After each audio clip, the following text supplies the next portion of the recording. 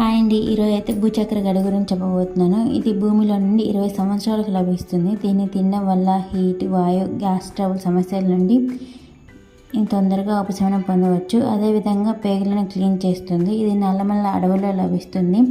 ఎక్కువగా శ్రీశైలం నుండి గిద్దలూరు వరకు ఉండే ప్రాంతాల్లో ఎక్కువగా దొరుకుతుంది. అలాగే తిరునాళ్ళలో కూడా మనం ఎక్కువగా చూస్తుంటాము. ఒకప్పుడు కొండల్లో మాత్రమే పండుతున్న భూచక్ర గడ్డ ప్రస్తుతం పొలాల్లో కూడా సాగు చేస్తున్నారు. దీన్ని అడవుల్లో చెంచులు మట్టి వాసన ద్వారా కనిపెడతారు.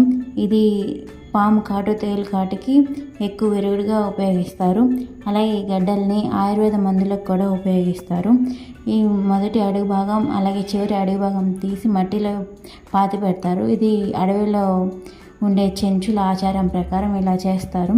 ఈ వ్యాపారం చేసేవాళ్ళు ఒక గడ్డ దొరికినా చాలని అనుకుంటారు. ఎందుకంటే వాళ్ళకి నెల రోజులు సరిపడా సంపాదన దీని ద్వారా లభిస్తుంది.